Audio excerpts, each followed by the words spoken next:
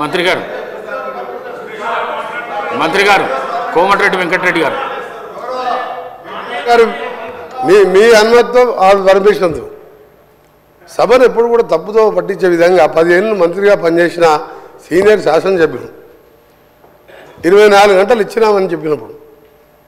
మధ్యలో మా పిసిసి ప్రెసిడెంట్గా ఉన్నవారు అమెరికాలో ఏదో మాట్లాడితే నేను అప్పుడు ఇమీడియట్గా నెక్స్ట్ డేనే బండ సోమవారం అని భువనగిరి మండలం ఒక సబ్స్టేషన్కి వెళ్ళి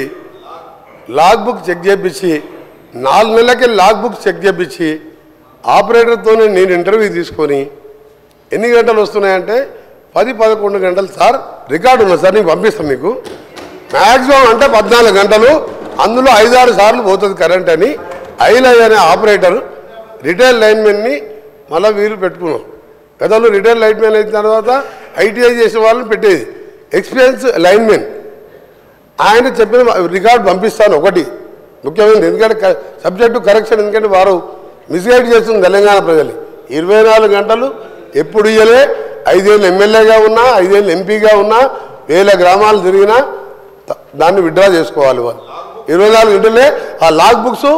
సాయంత్రం వరకు ఆదిలాబాదు నల్గొండ అలంపూర్కి వెళ్ళి రాత్రి వరకల్లా మొత్తం తీసుకొచ్చి హైదరాబాద్లో ఓ లాకర్లో పెట్టి దాల విషయం ఎందుకంటే దాన్ని ప్రూవ్ అవుతుంది కదా అధ్యక్ష నేను వీడియో మీకు పంపిస్తా మీరు వీడియో ప్లే చేయండి అసెంబ్లీలో అందుకనే దయచేసి గౌరవ సభ్యులకు మీ మీద గౌరవం ఉన్నది మీరు దాన్ని విత్డ్రా చేసుకోండి రెండోది అధ్యక్ష రైతు బంధు గురించి వాళ్ళు మాట్లాడుతున్నారు నేను ఇంతకుముందు ఇంటర్వ్యూ అయ్యాను ఇప్పుడు మిస్గైడ్ చేసింది కాబట్టి నేను తర్వాత మాట్లాడదాం అనుకున్నా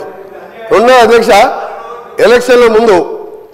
ఓఆర్ఆర్ అమ్మిన రోడ్లతోని వచ్చిన 7,000 కోట్లతోని ఒక ఇన్స్టాల్మెంట్ వేసింది సబ్జెక్టు రైతులకు సంబంధించి వారు మాట్లాడింది రెండవది ఎక్సైజ్ టెండర్స్ ఒక 1 year తర్వాత పెట్టే టెండర్స్ని 2,000 కోట్లు అన్ఎంప్లాయ్మెంట్ యూత్ దగ్గర సార్ వాళ్లకు అన్ఎంప్లాయ్మెంట్కు వేరే దారి లేక 2 లక్షల ఫీజు పెట్టి 2,000 కోట్లు నాన్ రిఫండబుల్ వసూలు చేసారు ఎక్సైజ్ టెండర్లు ఫైనల్ చేసారు ఆ డబ్బులు ఏం చేసినా తెలియదు అదే నేను వాస్తవం చెప్తున్నా రైతుల గురించి మాట్లాడుతున్నా మధ్యలో గౌరవ సభ్యులు నా పేరు కూడా తీసుకున్నాం సార్ ఇంకొకటి సార్ మన గోరంటే వెంకయ్య గారు చెప్పిందంటే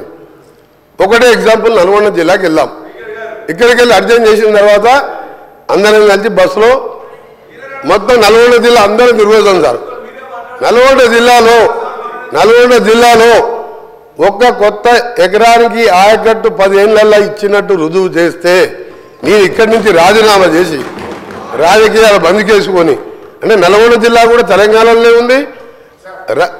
సార్ మొత్తంగానే సార్ నేను చాలా సీరియస్గా చెప్తున్నా ఎందుకంటే నేను జిల్లాలో ప్రజల మధ్య ఉండే అందరిలాగే నేను కూడా ఒక్క జిల్లా ఒక్క ఎకరానికి సార్ ఒక్కటిసారి ఎగ్జాంపుల్ సార్ మా ఏం మార్పు మా కొండపోచమ్మ మల్లన్న సాగర్ రంగనాయక్ సార్ కడుపు నిండా నీళ్ళు ఉంటాయి సార్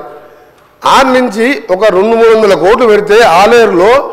గన్నమల్ల రిజర్వాయర్ వీరే టెండర్ పిలిచిండ్రు క్యాన్సల్ చేసిండ్రు 16-20 కిలోమీటర్ల లైన్ వేస్తే 1,50,000 ఎకరాలు నీళ్ళు సార్ నీళ్లు లేక ఎండిపోతే మా ఐలయ్య గారు నిన్న